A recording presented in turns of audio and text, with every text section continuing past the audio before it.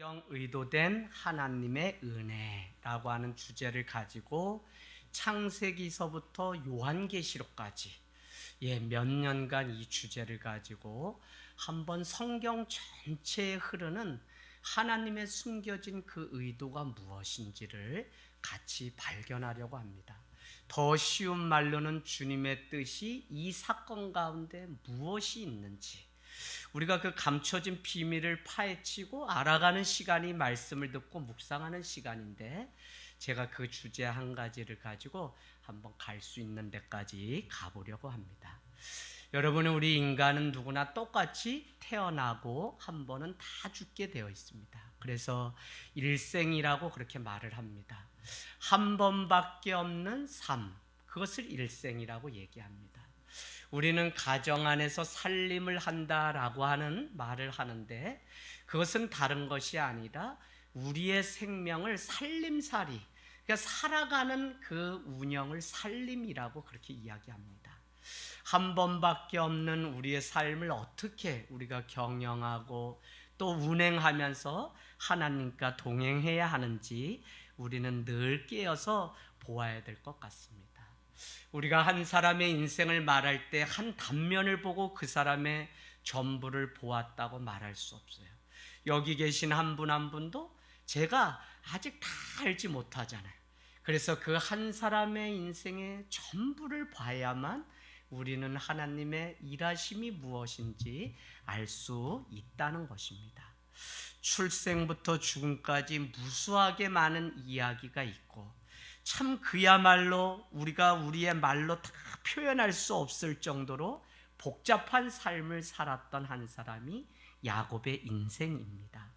어떻게 보면 하나님의 손길이 야곱을 통해서, 아니 무엇을 하시려고 이 많은 사건 속에 야곱을 보내셨는지를 우리에게 보여주시는지, 그래서 우리는 야곱의 인생이 다른 사람의 인생이 아니라 결국 나의 인생이고, 그 길가에서 만나주셨던 하나님의 그 은혜가 뜻밖의 살아가던 길목 위에 준비하신 하나님의 은총이 나에게도 있었다고 하는 고백을 발견하게 된다면, 오늘 이 야곱의 인생, 발꿈치 같은 그 인생이 바로 우리의 인생이 되고 이스라엘 승리자의 인생으로 바뀌는 그것이 바로 우리의 인생이 되기를 원합니다. 여러분, 누구나 태어나서 죽는 것은 다 똑같은데, 그래서 우리는 그것을 크로노스의 시간이라고 시간의 표현을 헬라어로 그렇게 이야기합니다. 그런데 다만 어떤 인생은 그 인생 가운데 하나님이 찾아오셔서 개입하시고 만나시고 그 특별한 날로 바꿔가시는 카이로스의 시간을 누리면서 살아가는 인생이 있습니다. 내 인생 60, 70까지 살아오면서 아무런 매일 그날이 그날 같았는데 어떻게 해요? 어느 날 문득 찾아오신 하나님의 그 은혜를 발견하면서 하나님이 내 인생 가운데 함께 하셨구나라고 하는 사실을 우리가 고백하지 않을 수 없는 그 인생이 우리 가운데도 있다는 것입니다. 저는 이것이 한 번의 사건으로 끝나는 것이 아니라 신자의 삶에 날마다 하나님의 개입하시는 그 은혜가 반복되어진다면 우리는 그 가운데서 날마다 일하시는 주님의 은혜를 누리고 회복하는 삶이 될 수 있습니다. 반복적인 삶으로만 여기고 날마다 그 삶에 익숙하고 날마다 다람쥐 쳇바퀴 돌도 살아가는 그 삶을 산다면 우리는 하나님의 그 은혜를, 하나님의 그 은혜에 우리가 무디어져서 내 삶에 지금도 녹화하시고 지금도 찾아오셔서 말씀하시는 그 주님의 사랑을 우리가 놓치게 됩니다. 그래서 여러분, 우리는 카이로스의 그 하나님을 경험하는 그 일이 너무나 중요한 것 같아요. 우리의 인생의 위기가 우리 삶 가운데 늘 찾아옵니다. 특별히 저는 지금까지 12번의 시간을 통해서 깨닫는 것이 무엇이냐면, 다른 것이 아니라 하나님이 우리 삶 가운데 우리를 사랑하시고 구원하시려고 이 위기를 우리 가운데 주셨구나. 날마다 똑같은 그 삶 가운데 무디어주는 우리의 삶인 것을 아시고 주님이 우리 가운데 찾아오셔서 일하시려고 때로는 어떤 인생 가운데 위기를 주시고 그렇게 해서라도 하나님은 개입하시고 우리를 흔들어 깨우시는 그 은혜가 있다는 것을 보게 됩니다. 할렐루야. 그러니까 신자는 뭐냐, 성도는 어떤 위기가 찾아오면 하나님이 나를 부르시는 때구나 라고 하는 놀라운 사실을 알아차리고 더욱 하나님께로 나가기를 힘쓰는 은혜의 시간이 바로 위기의 시간이라는 것입니다. 여러분, 이 많은 인생의 기회를 우리는 놓칠 것이 아니라 날마다 쫓아서 그 인생을 살아가는 삶을 살게 되기를 원합니다. 오늘 우리가 이렇게 만나서 예배하는 이 시간조차도 하나님의 카이루스의 그 은혜가 임해야만 이것이 온전한 우리의 삶의 변화와 도전이 되고 결단하고 주님 앞에 다시 사는 인생으로 바뀔 수 있는 것을 보면 날마다 습관적으로 하는 그것이 아니라 하나님의 개입하심이 오늘 우리 가운데 있어야 된다는 것입니다. 여러분, 이것은 대강절, 애드벤트, 설레임과 간절히 기다리는 자만을 주님이 만나주시고 그 주님을 오심을 기다리는 그 안나와 같은 성전을 떠날 수 없다고 하는 그 심정이 있는 자를 주님이 만나주시고 일하신다는 것입니다.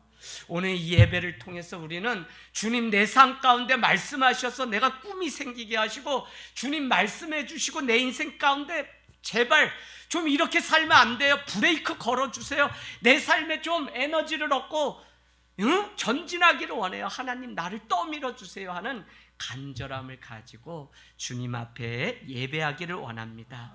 내 마음 흔들고 내 생각을 깨우고 내가 어떻게 사는 것이 하나님의 기쁨이 되는지 우리가 고민하면서 이 시대와 이 민족을 흔들어 깨우는 은혜가 있기를 원합니다.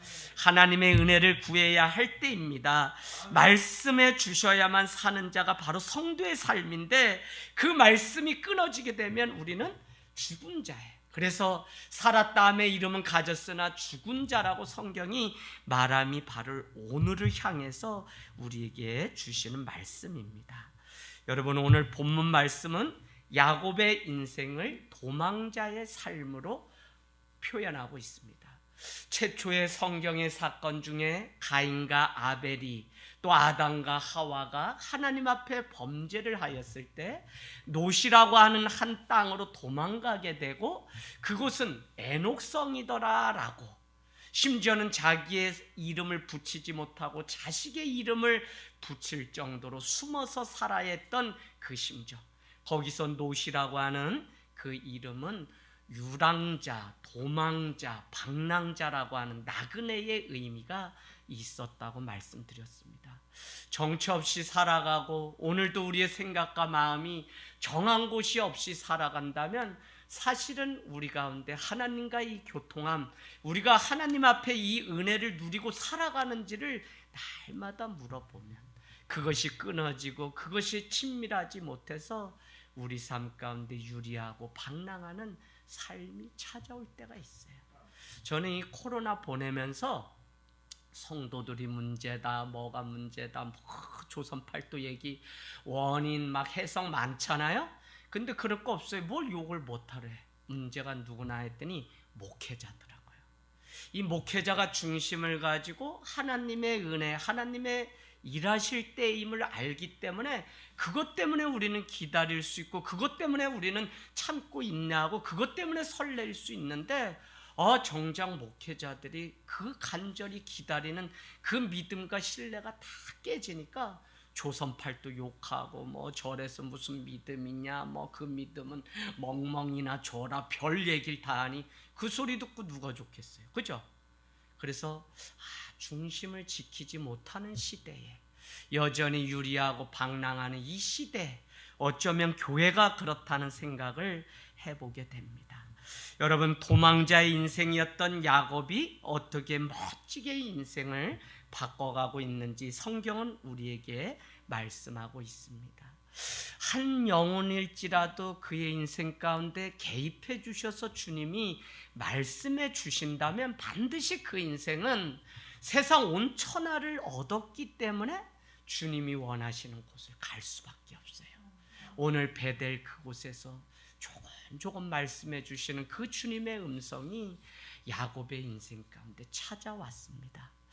우리의 인생에 한 번쯤은 누구나 그 사랑, 그 은혜 때문에 오늘 이 자리까지 우리가 온 것이죠. 내 인생 내 발로 하나님을 만난 인생과 그렇지 않은 인생의 차이는 분명히 있습니다. 오늘 야곱은 아버지 이삭의 그 축복이 자기의 축복이라고 믿고 그 축복을 고스란히 받아 누렸지만, 블레싱이라고 하는 이 단어는 블루드라고 하는 피를 쏟는 수고가 없이는 결국 그것이 내 것이 될 수 없다고 하는 놀라운 진리를 우리에게 가르쳐 줍니다. 아버지가 그에게 눈이 멀고 희미해져서 그를 축복하게 됩니다. 그럼에도 불구하고 그 많은 축복을 빼앗아서 자기 것으로 여겼음에도 불구하고 야곱은 야곱이 치러야 되는 하나님 앞에 그 과정이 분명히 있었다니까요.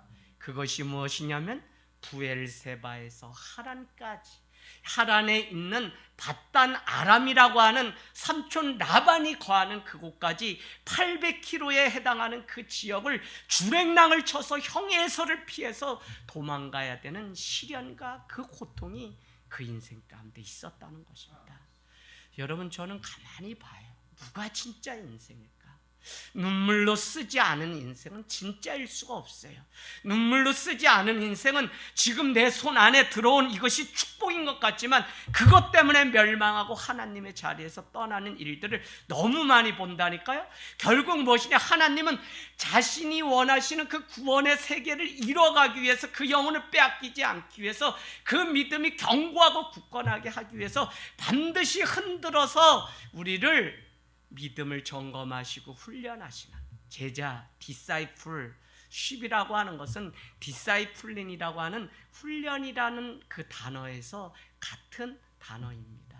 반드시 훈련을 받을 때 그가 주님의 제자가 되고, 그가 훌륭해서가 아니라 하나님이 그를 훈련시키시고 그를 부르셨기 때문에, 선택하셨기 때문에 아브라함이, 이삭이, 야곱이 훌륭한 인생으로 바뀌어지는 것을 우리는 보게 돼요. 여러분, 성경을 믿으면 여러분의 영안이 열리는 것 중에 하나가, 지지리도 복이 없는 사람이 나라고 늘 우리가 체념해요. 왜 그러냐면 제가 제 삶을 봐도 그냥 하나님 믿으면 모든 게 다 순탄하게 열리는 것 같지만, 제가 20년 그냥 훈련받은 거 말로 다 못하고, 제가 CT에서 내가 매일 기쁘게 져 새롭게 하소서 이런 프로그램 나오라 그래도 나갈 수가 없어요. 그냥 몇 시간 나가가지고 그 얘기하는 거 어떻게 그 삶을 다 얘기해요. 이 짧은 인생을 살아오면서도 믿음의 1세대로 받은 훈련, 책 왜 안 쓰냐? 썼다 그러면 이거 그냥 밥 안 먹고 1년 앉아서 써야지, 몇 권 대하 드라마가 나와야지 내가 하나님 얘기를 겨우 할까 말까 하기 때문에 아직 쓰지 못해요. 여러분, 그와 같이 우리가 하나님을 따라가고 하나님의 구원을 이루기까지 주님은 우리를 어떻게 해서든지 빚어가시고 만들어가시는 그 은혜, 지금 내 삶이 어렵고 힘들어도 하나님이 나를 빚어가시는 그 손길을 느끼고 있다면 그 사람이 축복입니다. 할렐루야. 저는 분명히 믿어요. 이것을 아는 자와 하나님의 손길을 경험한 자와 그렇지 않은 자. 그래서 신앙은 아무리 우리가 이야기를 해도, 좋은 모델이 부모가 되어도 결국은 야곱이 만나야 될 하나님이 있어요. 그래서 성경은 아브라함의 하나님, 이삭의 하나님, 야곱의 하나님이라, 제아기의 하나님이 분명히 있어야만 이 길을 갈 수 있는 것이지 누가 떠밀어서 되는 게 아니라니까요. 하나님이 오늘 이삭에게, 아버지에게, 아브라함 할아버지에게 주셨던 그 축복의 이야기를 다 들었어요. 그럼에도 불구하고 야곱은 그 축복이 자기의 것이 되기 위해서는 반드시 걸어가야 될 인생길이 그 앞에 있었다는 것입니다. 여러분, 야곱은 어떻게 했죠? 그냥 조용한 성격이라고 얘기했죠? 또 에서는 어떻게 해요? 들의 사람이에요. 그래서 늘 들에 나가길 좋아합니다. 오늘 28장 1절을 한번 볼까요? 28장 1절. 28장 1절에 보면 이삭이 야곱을 부르는 장면이 나옵니다. 왜 그러냐면 27장 1절에 이제 이삭이 나이가 많아 눈이 멀고 희미해져서 잘 보이지 않기 때문에 이제 자기 인생의 마지막 때가 온 것을 알고 자녀들을 불러서 마지막 축복을 빌어주려고 하였다는 것입니다. 그 축복은 이미 아버지 아브라함이 자기에게 주었던 그 축복. 그래서 마지막 때에도 내가 해야 할 일이 무엇인지 이삭도 알고 있었던 것 같아요. 그래서 눈이 멀고 침침해지자 내 생의 마지막에 자녀를 불러서 축복하려고. 여러분, 부모가 이걸 잘 모르면 어떻게 돼요?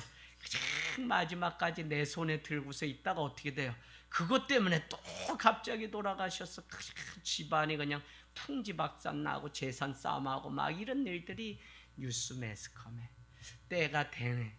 하나님은 우리에게 마지막 때, 요한복음 13장 1절이 아버지께로 돌아갈 때가 이른 줄 아시고 예수님은 자기의 사람들을 사랑하시되 끝까지 사랑하시느라고 하면서 뭘 했다고요? 제자들의 발을 씻겼어요. 누구나 그 때가 있다고 하는 이 사실을 아는 것은 너무 중요합니다. 하나님의 그 때가 이른 줄 알고 오늘 이삭은 눈이 멀고 침침하자 그 자녀를 축복하려고 합니다. 여러분이 아시는 것 같이 들에 나갔다 배가 고파서 돌아온 형을 향해서 팥죽 한 그릇으로 어떻게 해요? 붉은 사람이었던 형 에서에게 장자권을 취했던 일이 이미 한 번 일어났어요. 그래서 장자권을 이미 빼앗은 것 같지만 마지막 축복은 무엇이냐면 그 아버지의 축복을 받아야 됩니다. 여러분, 아무리 우리가 잘 자라고 우리가 이 세상에 멋지게 살아도 누가 정말 축복받은 인생이냐면 그 부모로부터 사랑을 받고 그 부모로부터 축복을 받은 인생이 진짜 인생입니다.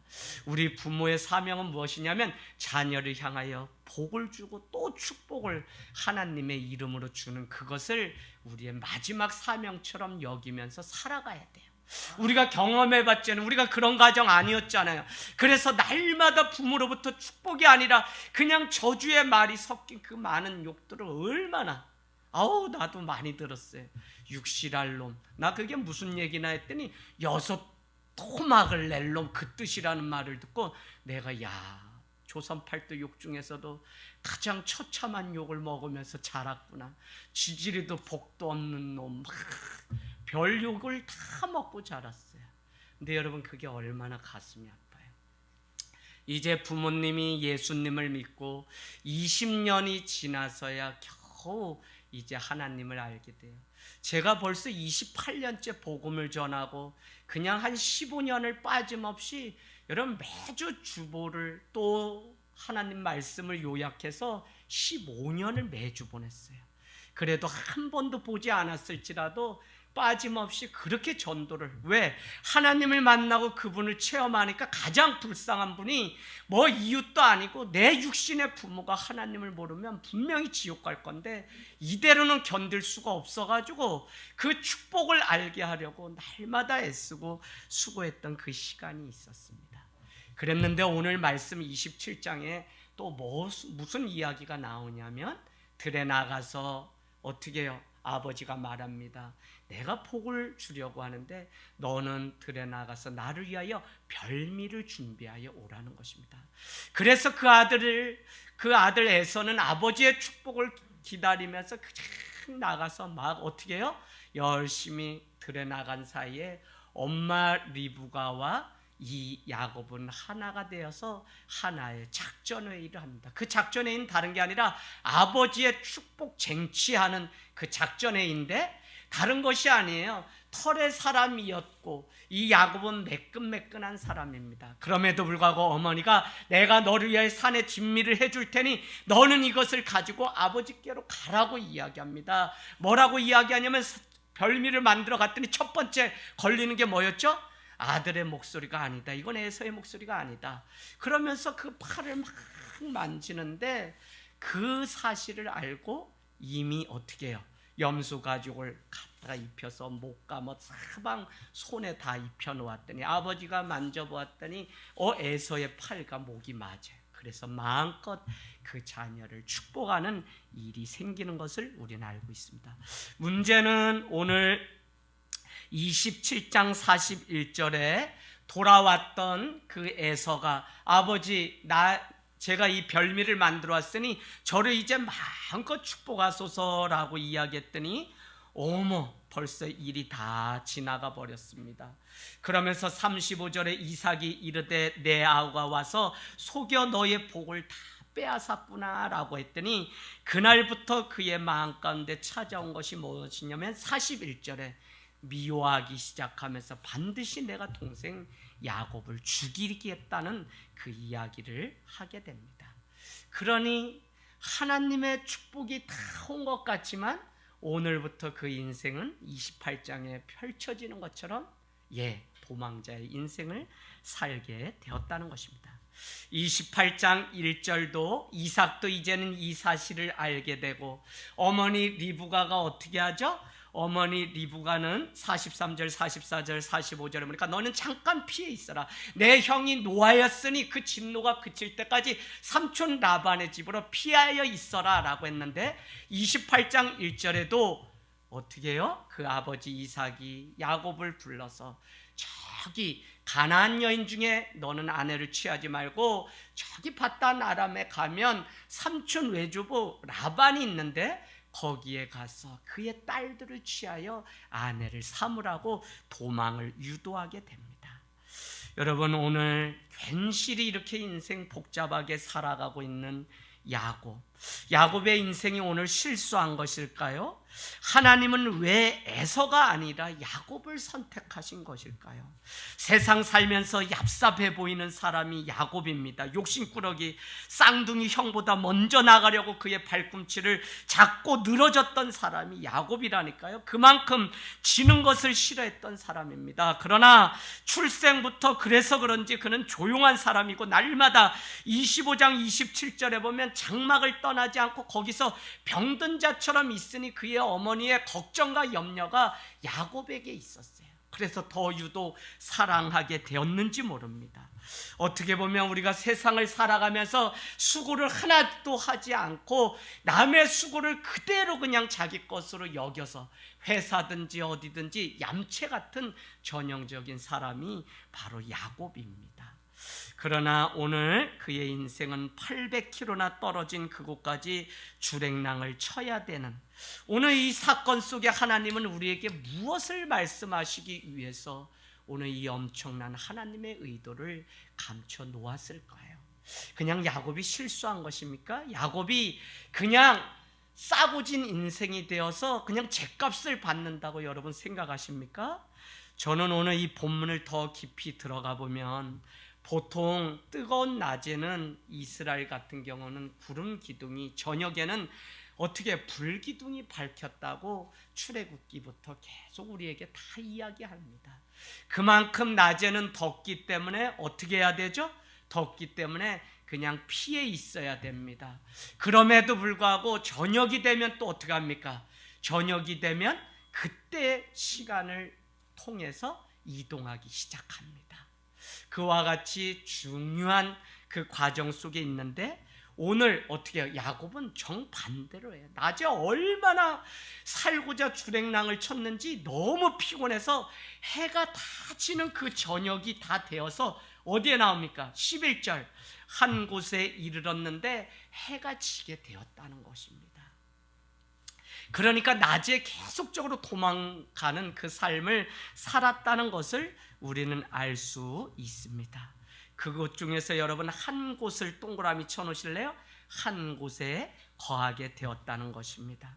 그의 신세가 얼마나 처량한지 돌베개 하나를 취하여서 그곳에서 누워서도 그냥 쓰러져서 코만 베면 잠을 잘 정도니 얼마나 피곤한 인생입니까? 그 정도로 도망자의 인생을 살아갔다는 것입니다. 그런데 그 과정 속에 하나님이 개입하셔서 카이루스의 하나님이 찾아오신 것이죠. 그래서 여러분은 거기에 또 표시해 놓으세요. 12절, 13절 꿈의 본즉에 동그라미 치시고 12절 끝에 보니까 또 본즉 어떻게 해요? 하나님의 사자들이 그 위에서 오르락내리락 하고 13절 또 본즉 여호와께서 그 위에 서서 이르시되 하는 주님의 음성이 들렸다는 것입니다. 여러분, 왜 이 표현을 제가 동그라미 치라고 하냐면 6절에서 8절에 에서가 또 본죽하고 두 번이 이 28장 앞에 6절 8절에 등장하게 됩니다. 아니 목사님, 그러면 다 보았다는데 이게 다르나요? 달라요. 원문을 보면 영적으로 하나님이 일하시고 하나님이 찾아오셔서 일하시는 때임을 본 것이 야곱의 인생의 본죽이라면, 그래서 하나님이 정말 나에게 보여주셨구나, 살아계신 하나님이 여기 계셨구나 라고 하는 사실을 본 그것이 감탄사로 여기에는 기록되어 있다면, 어떻게 해요? 6절에서 8절 에서가 보았다는 것은 지금 이 일이 어떻게 일어나는지 그냥 인간적인 육체로 보았다는 것입니다. 여러분, 오늘 에서가 본 것이 뭐죠? 6절에서 8절에 보면 이런 사건이 일어납니다. 그 아들을 불러서 저기 라반의 집에 피해 있으라고 하는 것을 누구도, 에서도 보았다는 거예요. 멀리서.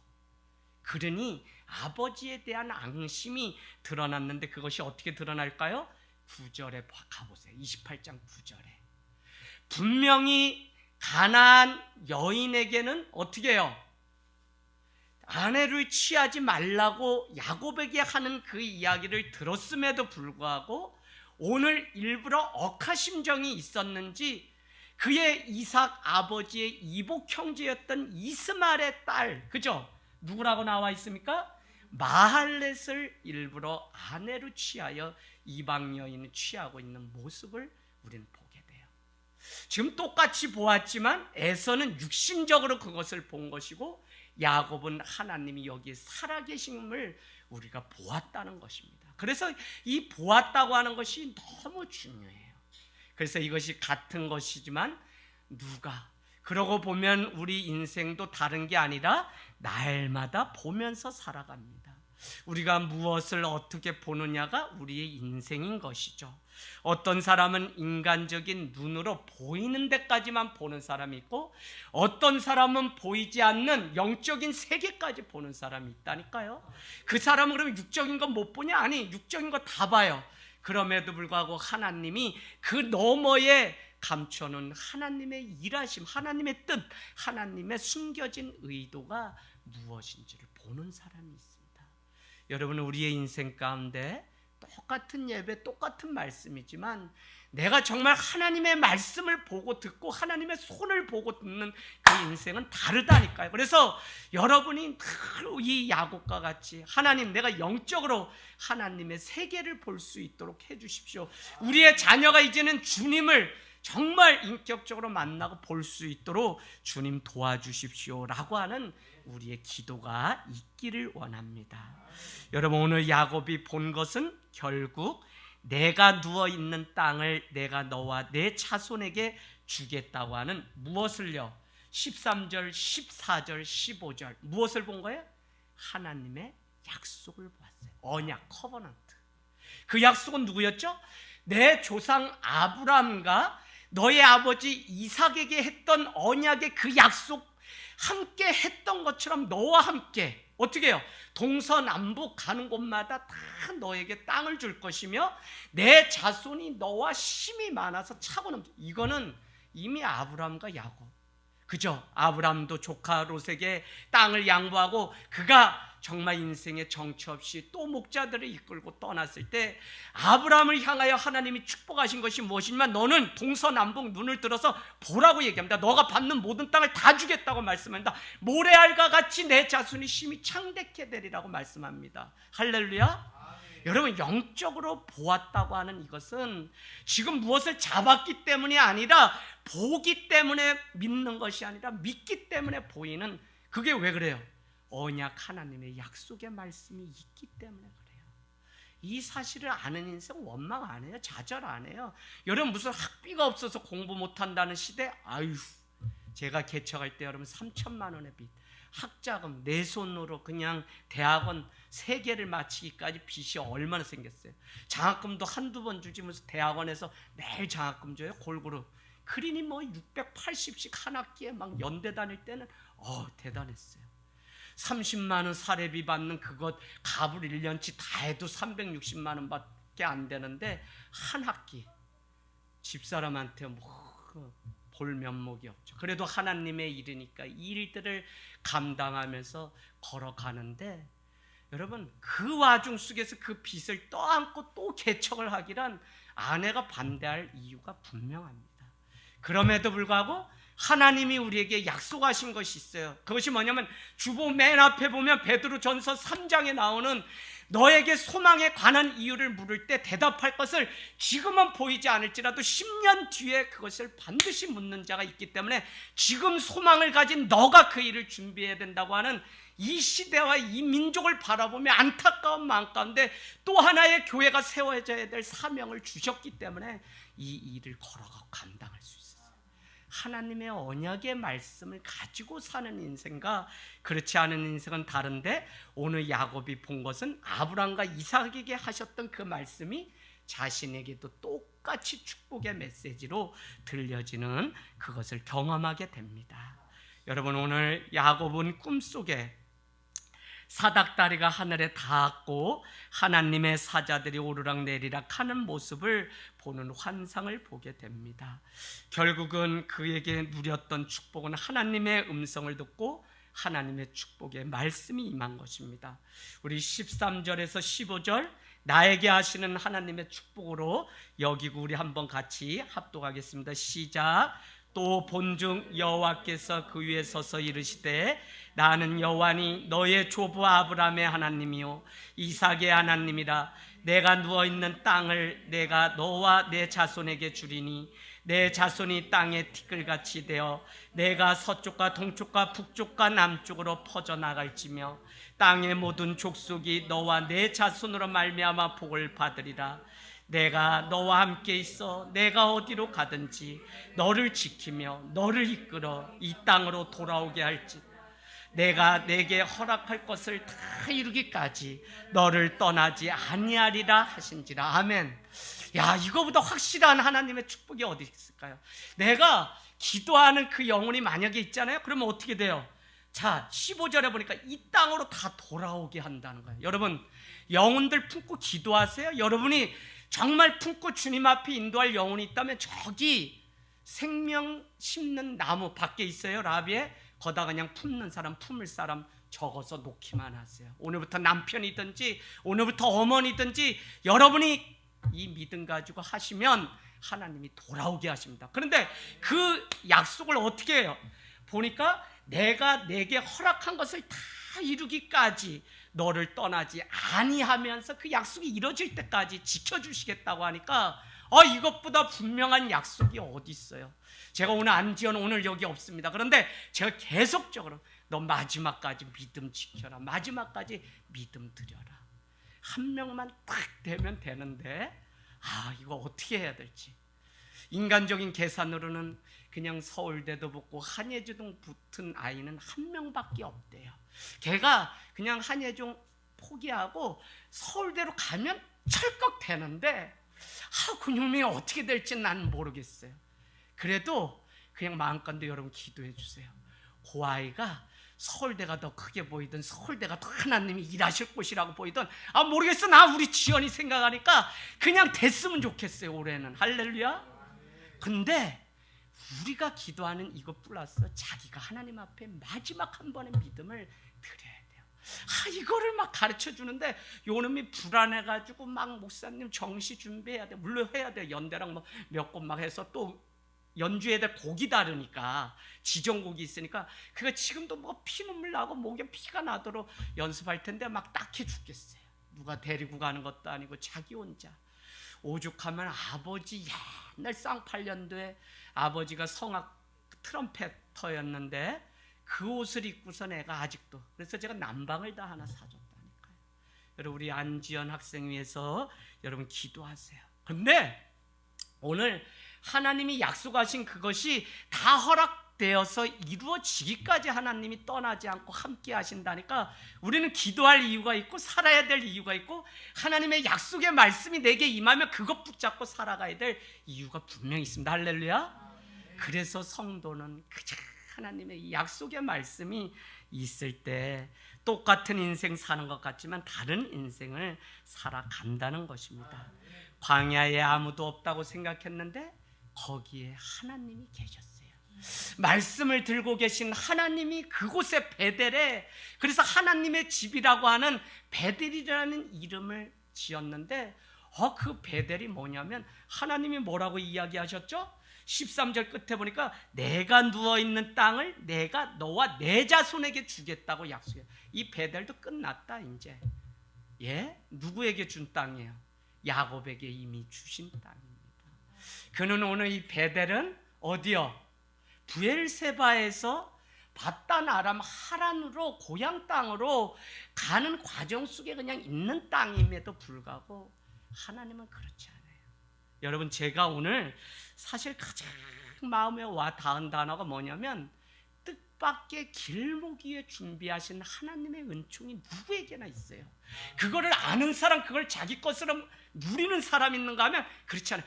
뭐 어디에 이렇게 따로 있는 게 아니라 우리가 살아가는 일상의 삶 가운데 20절 보십시오. 야곱이 선하여 이르되 하나님이 나와 함께 계셔서 내가 가는 이 길에서 나를 지키시고 먹을 떡과 입을 주셨다. 길에 있다고요. 길에 우리가 살아가는 성도들이 날마다 살아가는 그 길목 위에 하나님은 우리와 약속하신 그 은총, 그 하나님의 은혜를 준비하고 계시다고요. 그러니까 우리가 어떻게 해요? 날마다 믿음을 가지고 은혜를 따라 최선의 삶을 하루하루 살아가는 거, 그게 우리의 삶이에요. 한 번에 우리의 인생을 다 보여줘서 이제 어떻게 살아가야 될지 알려주면 좋은데 하나님은 매일 스텝 바이 스텝 그냥 순종하며 한 걸음 한 걸음 그 길을 걸어가다 보면 그 걸음이 믿음 포기하지 않고 약속 붙들면 어떻게 해요? 십자가에 터치다운해서 구원을 얻는 하나님의 계획은 이렇게 이루어 놓았어요. 그래서 오늘 눈물 많고 오늘 고통 가운데 있을지라도 우리는 포기하지 않고 길가에 준비하신 먹을 거 입을 거 준비해 놓으신 하나님의 은혜, 그것을 날마다 발견하고 날마다 순으로 세어보면 얼마나 많은 인생 가운데 우리가 여기까지 왔는지 우리는 주님 앞에 날마다 감사하는 인생이 되길 원합니다. 하나님의 뜻은 그러고 보니까 우리의 짧은 안목으로 볼 수 없는 하나님의 세계, 그래서 정말 보고 또 본 적, 또 본 적, 영안이 열려야만 볼 수 있는 하나님의 세계가 있는데 그것이 무엇이냐면 하나님의 뜻을 알기에 가는 것이 아니라 하나님이 살아계시고 우리 인생의 주인이시기에 우리는 갈 수 있는 인생으로 바꿔가신다니까요. 야곱이 훌륭해서 이끌어 가시는 게 아니라 하나님이 선택했기에 함께 하시는 것입니다. 하나님은 세상 자랑 영광 먼저 주신 것이 아니라 반드시 인생의 주인이 하나님이라는 사실을 아신 후에 우리를 축복하신다는 것입니다. 여러분, 세상적인 축복을 받기 이전에 하나님이 내 인생 가운데 길가에 살아가는 이 인생 가운데 구비구비마다 만나주시는 그 은혜가 있다는 이 사실을 아는 것이 가장 놀라운 축복이라니까요. 이 사실을, 정말 이 사실을 우리가 알고 하나님 앞에 걸어가면 못 살 인생 없고 정말 살만한 인생이 우리의 인생입니다. 하나님을 분명히 만나고 하나님을 분명히 잡지 않을까. 그러니까 똑같은 인생 살아도 위기가 오면 더 하나님을 찾는 인생이 있는가 하면 그것이 핑계거리가 되는 인생이 있어요. 그렇지 않아요. 그 위기가 오히려 하나님이 준비해 놓으신 은혜를 내 것으로 누리는 하나님의 카이로스의 시간인 줄로 믿습니다. 그러니까 16절 야곱이 잠에서 깨어나서 고백하기를 하나님이 여기에도 있었구나. 여기는 어딘데? 광야라니까요. 여기는 내가 도망가는 곳이고 여기는 내 인생 다 지쳐서 그냥 쓰러져 죽을지도 모르는 그런 곳인데도 하나님이 그곳에서도 함께 계시다. 하나님의 전지전능하심을 여러분 믿게 되기를 원합니다. 하나님은 시험장에, 군대에, 유학에 믿음이 있다면 도전하세요. 자식 새끼들 끌어안고 살 생각 하지도 마세요. 그놈의 새끼들 이제 다 컸어요. 밥 먹고 자기 숟갈로 떠먹으면 그냥 자기 인생 사는 거예요. 그렇죠? 그거 뭐 이래라 저래라 해서 뭐 돼요? 저기 가 있는 애 있어요. 멀리. 걔 잘 보냈어요. 전도사님. 그냥 지 인생 지가 이제는 하나님 앞에 개척하면서 살아가는 거지. 아우 나도 이제는 못하겠어. 이놈의 코로나 왜 와가지고 왜 아침마다 속을 긁어놓는지 누가 있어요? 아이 누워서 이제는 이거 컴퓨터 이거 옷 차려입지도 않고 그냥 사각 트렁크 입고 그냥 이불 뒤집어 쓰고 누워서 하루 종일 있어. 그래서 아들아 너 뭐 하는 거니? 그래도 거룩하신 시간인데 선생님과 만나는데 이렇게 하면 선생님 힘들지 않을까? 이렇게 좋게 얘기하는데 안 된다니까. 나 아주 속 터져 죽겠어요. 윤리적이고 도덕적인 기준이 너무 높은 목회자의 자녀도 피곤할 것 같아. 그래서 에이 모르겠다 그냥.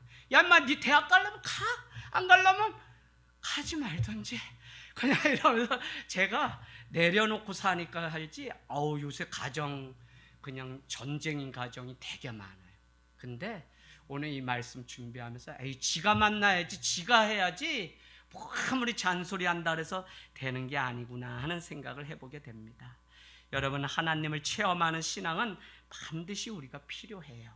읽고 듣고 배우는 차원이 아니라 살아계신 하나님을 직접 경험하는 그 삶 뒤에는 뭐가 있냐면 경외심이 생깁니다. 이 시대가 왜 이렇게 됐냐? 피조물이 하나님을 로마서에 보면 어떻게 해요? 창조주를 경외하라고 했는데 경외하지 않는 시대에 살아가요.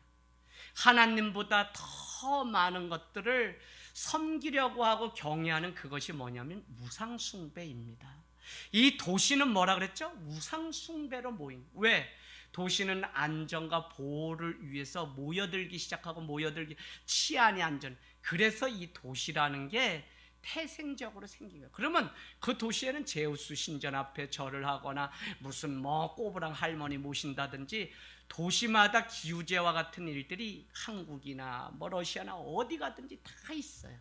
도시는 바로 우상이 난무하는 곳입니다. 그래서 이 도시가 우리 가운데 우상이 되어서 경외심을 잃어버린 자들의 모임이라니까. 그러니까 여기서 우리가 교회가 세워지고 십자가의 불을 밝히고 외쳐야만 되는데 경외하는 자에게 찾아오는 한 가지가 무엇이냐면 두려움입니다.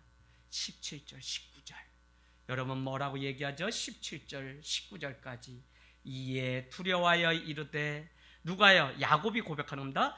두렵도다 이곳이여 이것은 다름 아닌 하나님의 집이요 이는 하늘의 문이로다 하고 야곱이 아침에 일찍이 일어나 베개로 삼았던 돌을 가져다 기둥으로 세우고 그 위에 기름을 붓고 그 위에 이름을 베델이라 하였더라.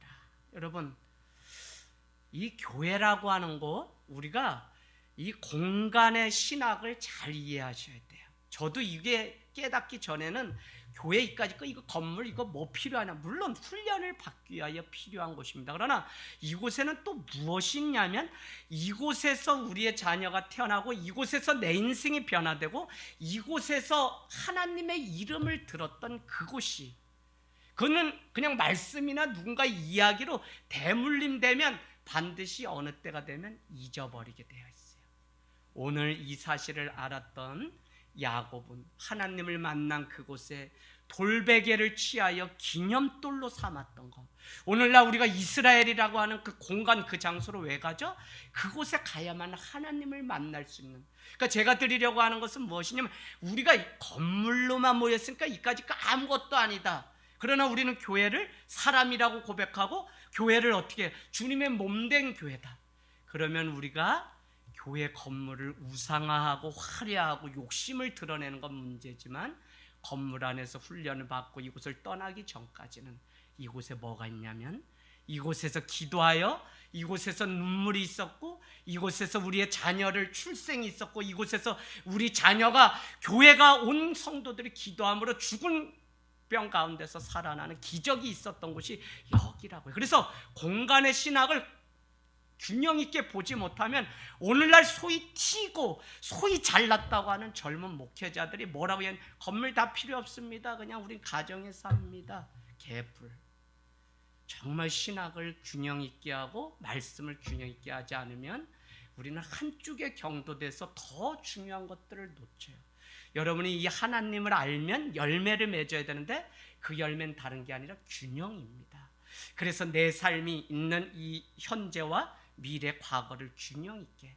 육신의 아버지를 왜 잘 섬겨야 돼? 하나님의 아버지만 아버지라고 섬기면 육신의 아버지는 다 우리가 하도록 해. 교회만 중요한 게 아니라 왜 가정이 중요해요? 하나님은 두 기관을 다 태초에 에덴 동산을 통하여 만들어 놓은 것이에요. 근데 교회가 이 사실을, 영적인 비밀을 모르니까 하나만 우선순위로 중요하다고 하니까, 아니요, 성경이 우리에게 가르쳐준 건 이것도 중요하고 이것도 중요하다고 여길 때 다 중요하게 여기고 하찮게 대하지 않는 건데, 우리 자꾸 이것만 중요하다는 식으로 배웠기 때문에 이건 중요한데 이건 아니라고 하니까 어떻게 돼요?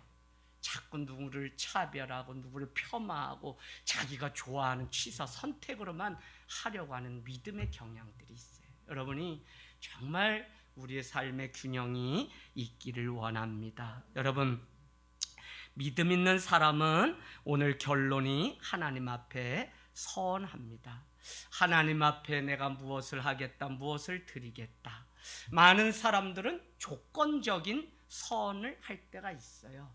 그게 뭐냐면 하나님이 내게 뭘 해주신다면, 아들을 주신다면 내가 뭐 하겠다 이런 식의 조건적인 거. 그러나 오늘 아브라함이 세 가지의 서원을 하게 되는데, 야곱이 하게 되는데, 그 세 가지는 조건적인 게 아니었다는 것입니다. 여러분, 믿음이 있기 때문에 하나님 앞에 그렇게 될 것을 믿고 하나님 앞에 서원하는데, 그것이 20절, 21절, 20절 첫 번째, 하나님이 나와 함께 계셔서 내가 가는 이 길에서 나를 지키시고 먹을 떡과 입을 옷을 주시어 내가 평안히 아버지께로 돌아가게 하신다라고 하는, 돌아가게 될 거다, 내가 돌아가겠다고 하는 서원이 있고, 두 번째는 나의 하나님이 되실 것이다, 된다는 거죠. 서원이 있고요. 세 번째는 내가 10분의 1을 주님 앞에 드리겠다는 것입니다. 여러분, 구약의 10분의 1은 다 하나님의 것인데 그냥 내가 10분의 9, 10분의 10을 다 드려야 되는데, 그러니까 어떤 개념이냐면 우리 이렇게 개념이죠. 10분의 10을 하나님이 내게 주셨어요. 그러면 그 중에 떼어서 10분의 1을 드린다라고 하는 개념이잖아요. 그게 아니라 이 구약의 개념은 10분의 1이라는 표현은 내 전부를 하나님 앞에 드린다고 하는 10분의 1의 의미. 더구나 여러분, 11조라고 하는 것은 구약에 보면 레위를 위해서 썼던 10의 1조가 있다면 반드시 우리가 하는 선교 헌금과 같이 구제의 11조를 드리라고 하는 것이 레위기에 다 나옵니다. 그 과부나 고아 객, 그들을 위해서 뭐를 만들었죠? 안식일을 만들었어요. 하나님은 공평하시고 차별이 없으세요. 그래서 구제의 11조도, 그러니까 막 이렇게 저렇게 하면 하나님의 것을 우리가 다시 하나님의 것입니다라고 인정하는 것이, 제가 여러분께 늘 말씀드립니다. 예물, 물질. 그래서 시간과 이 물질의 문제가 신앙생활의 전부예요. 이것을 따로 구분해서 드리는 훈련이 어려서부터 되지 않으면, 여러분, 자기 믿음 자기가 찾아가는 것이라고 하지만 훈련되지 않고서는 안 돼요. 그래서 제가 어쩌다 한 번씩 여러분에게 말씀드린 게, 아이의 손으로 구별해서 집에서 준비해서 하나님 앞에 주정예물을 드리는 이게 여러분 중요해요. 그거는 그냥 내가 그냥 있는 거 드렸다가 아니라 나의 모든 것이 하나님의 것입니다라고 하는 의미. 그래서 10의 1조를 떼고 하는 이 훈련이 우리 삶 가운데 너무 중요하다는 것입니다. 말씀 마치면서 우리 인생 살아가다 보면 걸음을 멈춰야 될 때가 있는데, 오늘 야곱의 인생을 보니까 멈춤이 끝이 아니라 아무 능력이 없고 지쳐 곤비한 그 인생 가운데 찾아오셔서 하나님은 오히려 일을 하고 계시고, 그 걸음이 예수 그리스도께까지 멈추지 않고 가게 하시려고 그 멈춤의 길목에서 한 번은 자기의 눈으로, 자기의 입술로, 자기의 믿음으로 하나님을 봐야만 하기 때문에 예수 그리스도를 향하여 구원의 문을 향하여 걸어가고 있는 오늘 야곱의 인생을 보게 됩니다. 여러분, 역사는 한 사람의 인생에서 끝나지 않아요. 역사는 그냥 예수가 죽으면 끝나는 것 같지만, 영원하신 예수님은 헤롯의 그 역사를 맡긴 것이 아니라 헤롯 뒤에서 이 세상의 역사까지 하나님이 주관하고 계세요. 그래서 우리의 자녀, 우리의 인생 가운데 처참하고 아무것도 아니라고 여기는 그 인생의 길목 가운데 놓여 있다면 그때도 하나님의 숨겨진 의도, 하나님의 뜻을 믿고 끝까지 주님 앞에 나아가는 삶이 되기를 원합니다. 여러분, 오늘 10절 말씀에 표시해 놓으세요. 부엘세바를 떠나 하란으로 갔다. 하란에 있는 그 바단 아람. 여러분, 오늘 이 블레셋의 방해 가운데 이삭이 계속적으로 우물을 파고 그곳 가운데 하나님의 은혜를 누리고 하나님이 두려워 말라고 하시면서 26장에 보면 어떻게 됐냐면 두려워 말라, 아브라함이 너와 함께 있어 복을 주었던 것처럼 내가 너와 함께 하겠다라고 했던 게 부엘세바에서. 그래서 그곳에서 뭐 우물을 또 옮겨 파면 100배 수확을 얻었던 그 부엘세바. 그곳에서 26장 25절에 가서 여러분 이렇게 표시해 놓으시면 이삭도 그 아버지 아브라함이 제단을 옮길 때마다 마므레 헤브론 상수리 나무 앞에 제단을 쌓았던 것처럼 오늘 26장 25절도 어떻게 했다고? 이삭이 제단을 쌓고 여호와의 이름을 불렀다는 거예요. 여러분, 여호와의 이름을 불렀다 표현이 어디 나오죠? 이거 아시는 분 손 드세요 빨리. 누구? 똑똑하다. 요새 자꾸 눈빛이 달라지더니 똑똑하다. 비로소 에노스를 통하여 여호와의 이름을 불렀더라. 다 끊겨지고 죄악이 관영한 때에 에노스라고 하는 한 사람을 등장시키고 그를 통하여 여호와의 이름을 불렀다는 거예요. 다 인생이 끊어진 그때에 어떻게 노아를 불러서 여호와의 이름을 다시 부르게 했다. 다 인생이 끊어진 때에 아브라함을 통하여서 여호와의 이름을 부르게 하십니다. 오늘 우리 가운데 하나님이 부르시고 날 자녀 삼으신 이유가 우리를 통해서, 이 교회를 통해서 여호와의 이름을 비로소 부르게 하는 그 사명, 그걸 우리가 깨닫는다면 저기 외국에 가 있는 사람만 선교사가 아니라 성도의 모든 삶이 선교자적인 삶을, 선교사의 삶을 살아갈 각오를 해야 돼. 이게 되지 않으니까 우리가 그냥 이 땅만 바라보고 여기만 하니까 우리가 썩어 넘는 거지. 가든지 못 가든지 우리는 내가 날마다 선교사의 부름, 예수 수송 작전을 오늘도 나에게 맡겨주셨기 때문에 그 사명 감당해야 되는 그 사명 가지고 살아가야 됩니다. 할렐루야. 그래서 여러분, 보낼 사람 보내고 떠날 사람 떠나고 갈 사람 가고 파송받을 사람 받아서 결국은 하나님의 나라가 이 땅 가운데 도래하는 그 일을 위해서 우리는 선교사의 사명을 주님 오시는 날까지 감당하기를 원합니다. 하나님의 기적을 보았던 부엘세바, 그곳이 하나님의 영원한 약속인 줄 알았는데 오늘 야곱은 그곳을 떠나서 하란으로 가게 되었다는 것입니다. 그러나 오늘 가게 하신 하나님의 뜻이 감춰져 있음을 결론으로 말씀드린다면 야곱은 비로소 이곳에서 하나님을 만나서 하나님의 이름을 부르는 계기가 되었다는 것입니다. 할렐루야. 한 곳에 불과한 장소에 11절 한 곳에 표시하라 그랬죠. 한 곳, 이름도 알 수 없는 그 장소, 그곳이었지만 하나님을 만나게 되니까 특별한 장소가 되었다는 것입니다. 평범했던 한 곳이지만 하나님의 임재가 그곳 가운데 있게 되니까 그곳이 특별한 장소가 되었다는 것이. 할렐루야. 여러분, 어쩌면 우리에게 평범한 일상의 자리에 하나님이 임재하시면 그것이 특별한 장소가 되고 특별한 경험이 되고 특별한 만남이 되고 그것은 결국 특별한 삶으로 바꿔가시는 하나님의 계획, 그것이 바로 축복의 땅입니다. 주님은 출애굽기 3장에 누구죠? 모세를 부를 때 80이 된 그를 가시떨기 가운데 음성을 주시되 모세야, 내가 선 곳은 거룩한 곳이 내 신을 벗어라. 여러분, 거룩한 곳이 따로 있나요?